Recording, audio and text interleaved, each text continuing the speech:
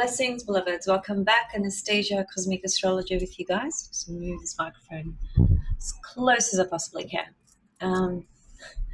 Sort of in my way. But anyway, I just want to make sure that the sound is nice and clear. So those of you who know who I am, Anastasia, Cosmic Astrologer, and those of you who are new, thanks for stopping by and tuning in. And thanks to all of you, actually, for stopping by and tuning in. So what I'm going to do is I'm going to discuss the upcoming solar eclipse, which is the final solar eclipse for 2019. Okay, so it is a very important eclipse. Look, all eclipses are really, but there's a few things that I want to share with you guys from the point of view of I created a post on Facebook today about this solar eclipse, and some people expressed some concern, as in worrying about it and so forth. And I just want to clear some things up because I don't want it to create panic in people. That's not at all what this work is about. It's really about bringing more awareness in, more understanding of what's happening and what could be contributing to that from an astrological, cosmological perspective. So solar eclipses are very different to lunar eclipses. Solar eclipses, have the reputation of being a lot more difficult to manage, and indeed they are. And without going into too much, because I have done some other videos on eclipses and I have discussed this before, solar eclipses, there's a few points that you need to remember. A solar eclipse always taps into our unconscious. So what is sort of hidden from our view, from our conscious view, but perhaps is lying dormant subconsciously and unconsciously. So it brings up shadow, darker sort of material that we're not conscious of. And it will only bring that up if there is something there to bring up relative to the circumstances and conditions in your life. So think about this. This solar eclipse occurs on the 26th of December, which is at 4 degrees of Capricorn. Now, there's millions of people on the planet born on the 26th of December, and the millions of people are not all going to be affected by this solar eclipse. So I want to be realistic with, with astrology, as opposed to some things I see sometimes out there that people, make comments, make statements, and say it in the way with such conviction as though it's 100% accurate and it's 100%, accurate for every single person on the planet, and it's just not. So we need to be realistic. That's number one. So solar eclipses do trigger unconscious material. However, as I said, the material that could be triggered would be relevant to your circumstances in your life. So the other thing is, obviously, if you don't have any personal planets at 4 degrees Capricorn or Cancer, because that's the axis we're talking about, it is a new moon though, so fundamentally what we really need to be looking at is this solar eclipse conjunct any of your personal planets? And we can include the opposition as well. Now, this solar eclipse is square Chiron, and normally we don't, looking at other aspects is not necessarily the traditional way of working with eclipses. I get the feeling that Chiron might have a strong presence with this solar eclipse. And I say that because the description of this particular solar eclipse is such that it speaks to relationship matters, okay? And Chiron in Aries is, hasn't been in Aries very long, but the time that it has been in Aries, it's been bringing up a lot of issues for people relating to relationships because it's in Aries. So the Aries Libra polarity gets emphasized, and the personal issues that we feel about our own fear of rejection and hurt and pain in terms of how we relate and share ourselves with others, right? So that's the Chiron component, and it is square this solar eclipse. So because this solar eclipse has its primary component is about issues that will come up with relationships, and I'll tell you why and how in a minute. The other thing that and this is big picture stuff, but it is interesting to put it into context and consider it. This solar eclipse that's occurring, it's not an isolated eclipse, okay? Every eclipse that takes place every year belongs to what's called a particular family of eclipses. Now, the cycle of an entire family of eclipses can go up to about 1,1300 years, right? They're very, very long cycles. And they begin either at the South Pole or the North Pole. And when they begin, when that cycle, that family of eclipses begins, there's a chart for that moment, for that first solar eclipse of the cycle that's being born, right? And that the aspects of that, where that solar eclipse began, either at the South or North Pole, that shows us the essential undertone of this family of eclipses and how it will unfold and manifest over hundreds of years, right? So that's the bigger picture component to it.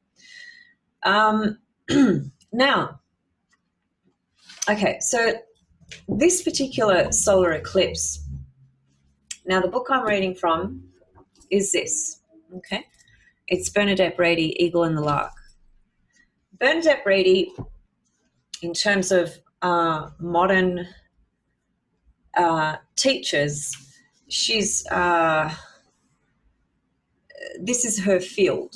She specializes in this field particularly, and other fields as well, but this is one of her fields, and she's written an incredible book, the book that I just showed you. It's very technical, very complex. You have to have a fairly advanced level of astrological knowledge to appreciate this book and to understand it. So don't rush out and buy it if you're a beginner, because it might just be too hard to understand and digest. You always have to get your basics, in place before you start working with material like this. But some people often, comment on my video, what was the book that you were reading out of? So I'm just sharing it so that I don't get that question. Okay, so this particular eclipse belongs to 3 South, okay? Every eclipse belongs to the South or the North in terms of where it first began, okay? And it is a family of eclipses, as I said, that goes on for hundreds of years. Now, this particular eclipse started August 13th, 1208, 8:24:13 GMT, Greenwich Mean Time, at the South Pole. And it ends September the 17th, 2452.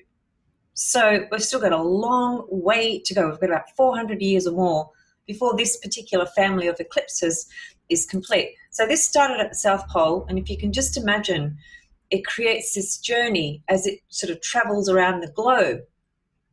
Now, whether you want to call it round, whether you want to call it flat, I don't care. I'm not interested in having that debate, especially through this video. But the eclipse started at the South Pole, and it's going to travel all around the world in a particular line, as it were, until it reaches the North Pole, and that's where it completes its cycle, which is about 1,300 years, okay? That's just a little bit of bigger picture, technical astrology, if you like, just to help you understand that, we have several eclipses every year, and they're not little random things that just happen. They belong to a bigger scheme of things, which then would imply possibly that if you were around in 1208 in some incarnation, you would have been part of the initial birthing of this eclipse, for instance, and however many lifetimes you've had since then. So there's a from a reincarnational point of view and from an evolutionary point of view, these eclipses speak to the deeper components of our soul's evolution. So they have great depths and meaning to them, okay? It's not just the solar eclipse that's occurring on the 26th of December 2019. There's much more to it than that. But let's get back to the present moment. Now, before I do that, this eclipse, according to Bernadette Brady, it's not one of the easiest eclipses, but there is potential for some form of transformation, but it doesn't come easily. It comes through some kind of trauma in some kind of way. Okay, that's not great news, but this is how she describes it. I'll tell you a little bit more about what she says. Now, when this eclipse began in August 13, 1208, it was conjunct Mercury, and it had very strong influences through Pluto, Mercury, Mars, and Venus.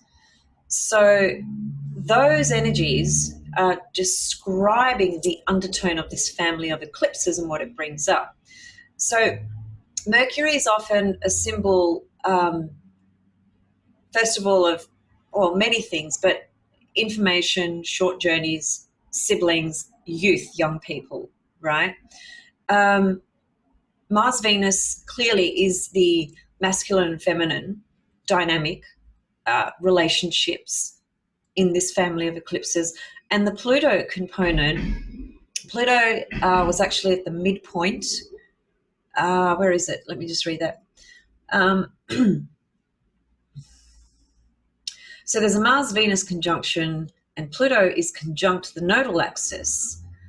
And the node-Pluto conjunction is on the midpoints of both Mars, Uranus, and Venus, Uranus. So Pluto has a very, very powerful presence in this family of eclipses and how it all began. Pluto is going to bring in the element of very intense emotions that can be triggered and flared up through this particular eclipse. So even though we're going to look at the chart in a moment of what this eclipse chart looks like, which is, for me, it's going to be based in Melbourne, you would need to obviously adjust that to your time and location, but that's only if you want to look at the actual chart itself. Probably the more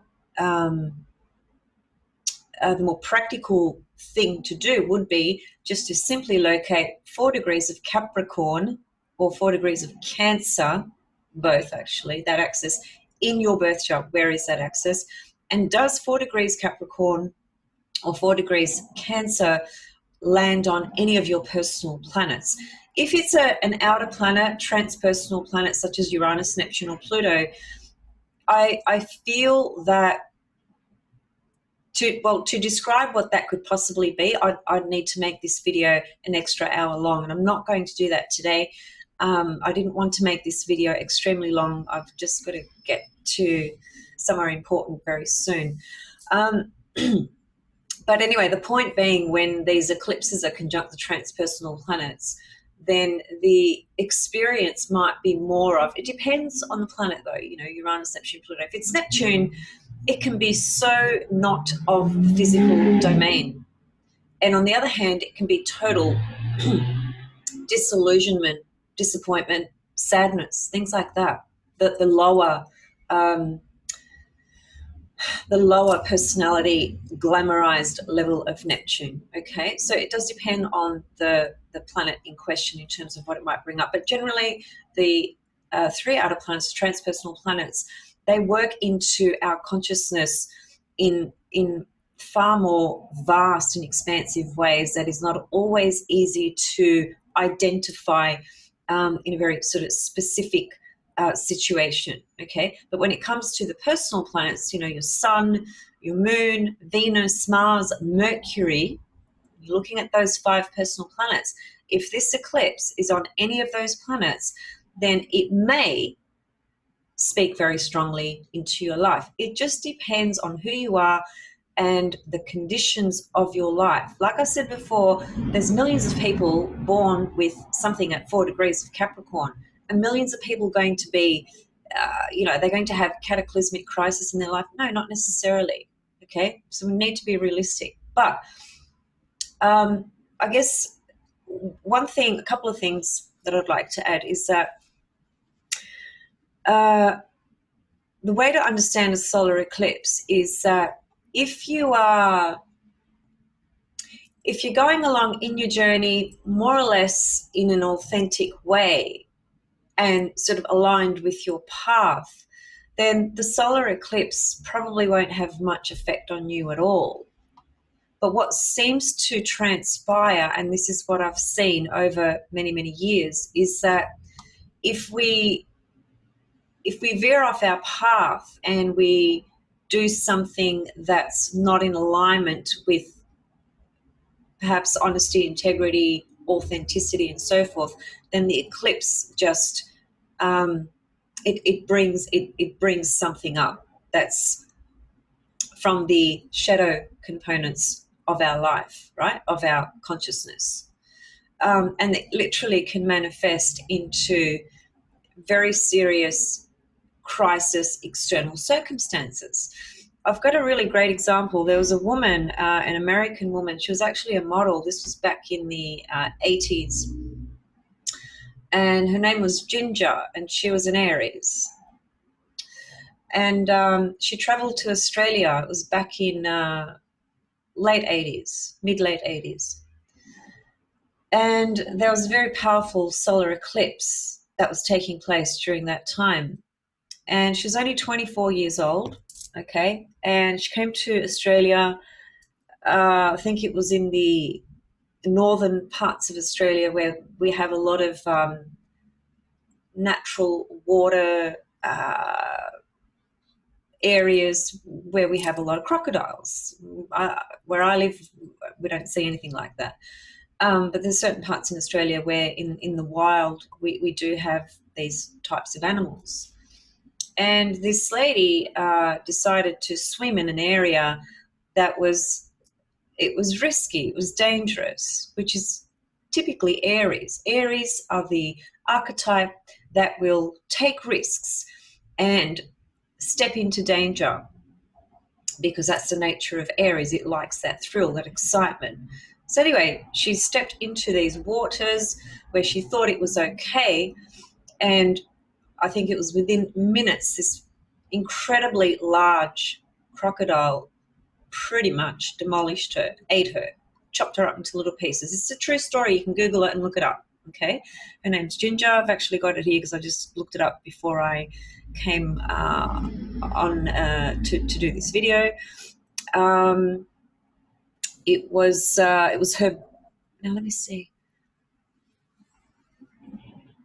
So it was March 29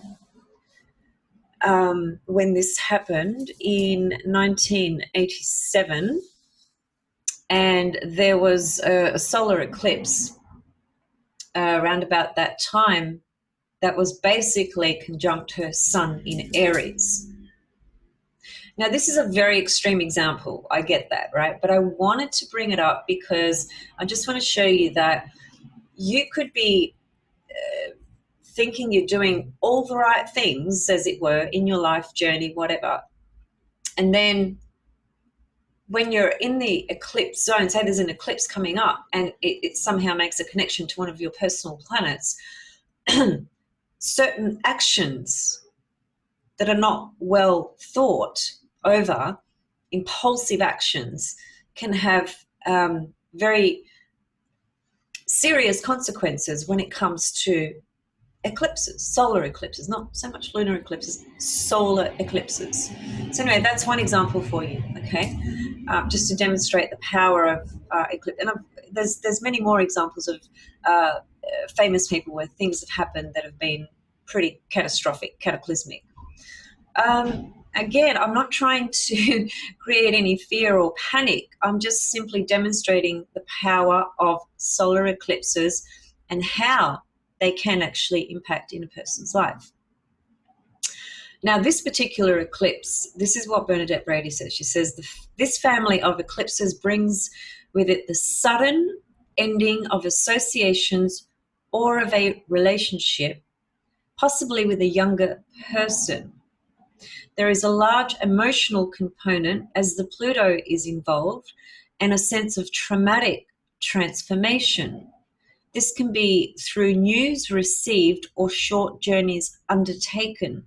Now, to break that up, the reason she's saying younger people is because of the Mercury component of where this eclipse began. As I said earlier, this eclipse, where it began back in 1208, it had a conjunction to Mercury. And the involvement of Pluto, which is why she says young people, but it could be either or. It could be a young person to an older person, or an older person to a younger person, right?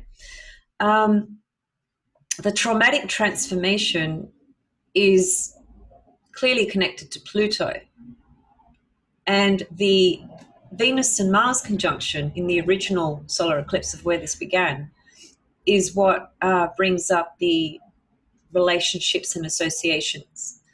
So this could speak to personal relationships. It doesn't necessarily just have to be a sexual, intimate relationship. It can be with a particular family member.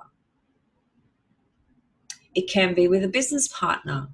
Fundamentally, it's to do with relationships. And the way I would read this is that if there are certain conditions in your life at the moment that are under some kind of stress, and it's very difficult to work through them, or to find the way to be authentic to yourself with these matters, then this eclipse is going to bring something up that's quite hidden in your unconscious, and in the other person's unconscious or subconscious. So it'll bring up something that that needs to be seen, but it's just not going to be easy. It's going to be confronting. So again, if you are a person who has some difficult, stressful, personal situations at the moment with another, then, and this eclipse forms a conjunction or opposition to any of the 5 planets that I mentioned, Sun, Moon, Mercury, Venus, Mars, then this eclipse could possibly bring up these sorts of matters. And obviously the location of the eclipse is in, where is it in your birth chart? Is it, in the 7th house, 1st house, 12th house, etc.? Every single house has a different level, different layers actually, because every house has many different layers to it. So you need to read it in accordance to the house location of the eclipse, because that's the field, that's the domain field of where this eclipse is going to potentially show up.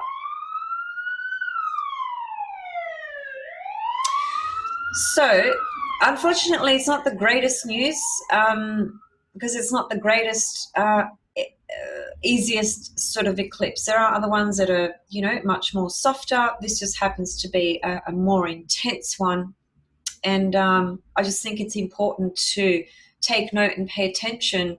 And, if it is aspecting something really significant in your chart and you have been having some issues, then you need to consider these points perhaps in a way that's, relevant for you, and think about the component of, acting out and acting in ways before that are harmful, whether to yourself or others.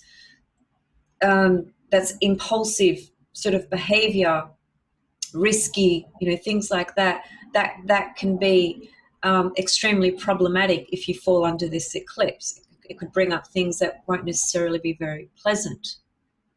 So this is just food for thought, right, to help you understand where this eclipse has come from, the essential undertone and its vibration, which is Pluto. And Pluto is the one planet that is always connected to bringing about death and rebirth experiences in our life. We cannot have a rebirth if we don't undergo some kind of death. And in Bernadette's words, she does say this family of eclipses brings with it the sudden ending of associations or a relationship. Now, that can turn out to be a blessing in disguise, because it may very well be the catalyst of what needs to trigger a course of action in your life at the moment with a particular association or relationship. And, this eclipse just gets it moving into the direction that it needs to go to. But if there's, risky, impulsive sort of action taking and you're not thinking about things, the transformation can be quite traumatic. So it is worth actually thinking about these points and just considering what I've said relative to your personal circumstances.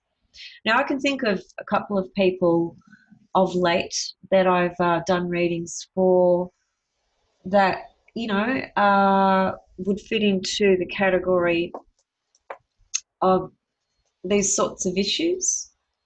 So that there would be people that this eclipse would be speaking to the circumstances and conditions in their life. It's tricky because the solar eclipse, you can't control it. It's going to happen. But the exercise of your own will in these situations is to remain authentic and honest. Because solar eclipses seem to work in a way when you're being dishonest, acting recklessly and things like that. That's when the eclipses can kind of bite you in the bum, so to speak. So that's pretty much it. That's the short and long of it. Just before I go, here is the actual chart of the eclipse, the solar eclipse. So it's on the 26th of December 2019. And as I said, this is done for Australian Eastern Standard Time, 3:13 p.m. If you wanted to look at the actual chart for your location, you would need to adjust that accordingly. It's interesting, though, that what we can see in this eclipse chart, which I said at the very beginning of this video, is that this solar eclipse, as you can see, there's the sun and the moon in Capricorn. That's what an eclipse always looks like. It's the sun and moon together. And if it's a solar eclipse and the nodes are involved, it's the reason it's a solar eclipse. If it was a full moon eclipse, we'd have the sun and moon opposite each other, conjunct the north and south node.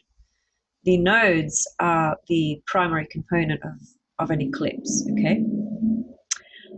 So here we have the sun and the moon in Capricorn conjunct Jupiter. Jupiter recently, in terms of this date here, 26th of December, ingressed into Capricorn. So there's a strong Jupiter flavor undertone to this eclipse on the one hand as well.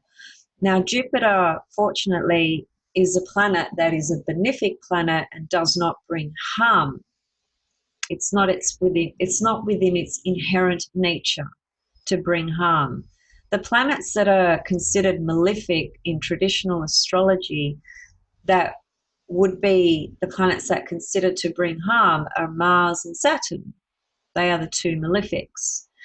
But here we see Jupiter, which is a benevolent vibration that has to speak into this eclipse in some kind of way.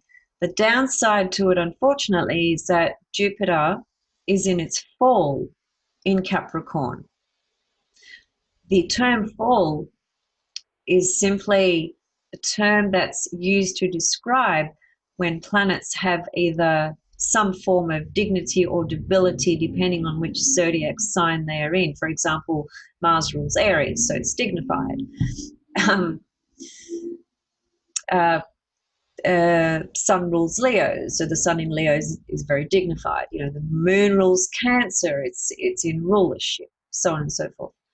So planets play out in a very particular way, depending on whatever sign of the zodiac they're in, and then also whether that planet has dignity, debility in whatever sign it's in. Now, Jupiter in Capricorn is considered to be in fall, as I said, which basically means this, okay? When a planet is in fall, it could have the impact, especially with regards to Jupiter. Jupiter will just give, and give. That's the nature of Jupiter. It wants to give, it wants to expand, it wants to grow, it wants to give joy, you know, those sorts of things. That's what it does. But Capricorn, if the energy gets drained, it'll be because the Capricorn drains the Jupiter, from the point of view of, if we are working with this Capricorn energy from that real personality, ego level, which is about, you know, Capricorn climbing the corporate ladder, status, reputation,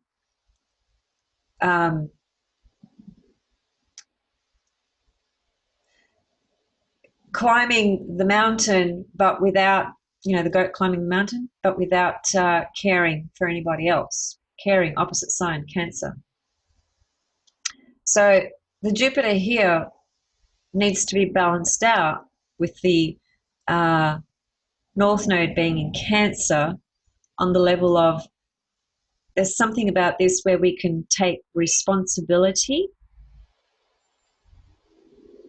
but not at the exclusion of being insensitive,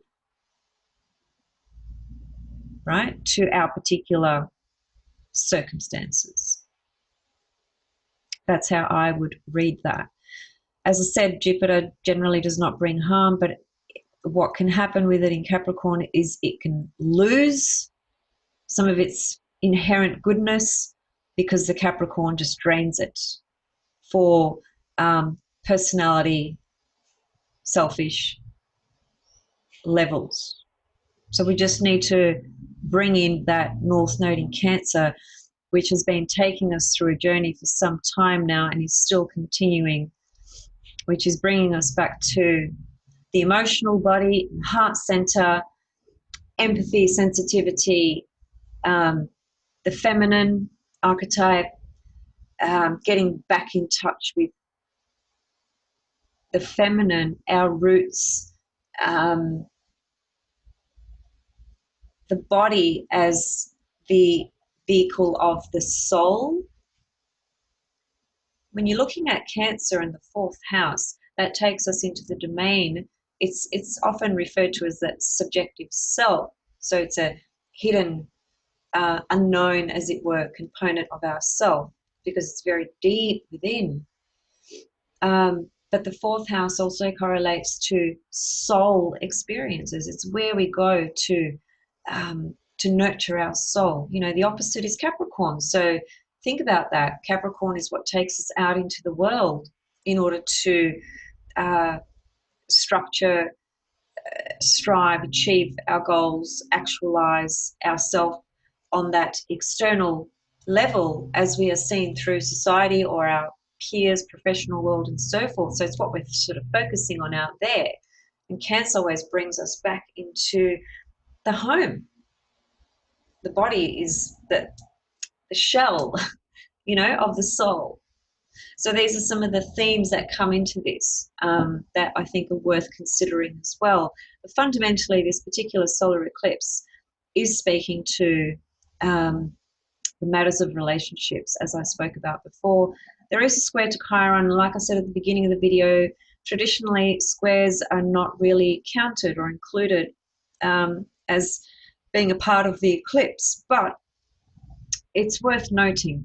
It's worth noting that Chiron in Aries has been a big deal for a lot of people. So it is worth keeping in mind.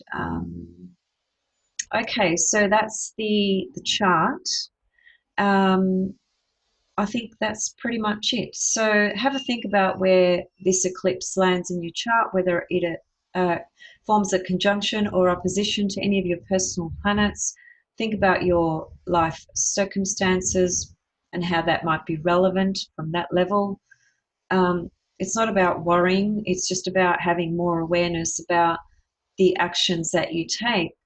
You know, the fact is this actually, that even though this eclipse is occurring on the 26th of December, the vibration of it, its influence has already begun.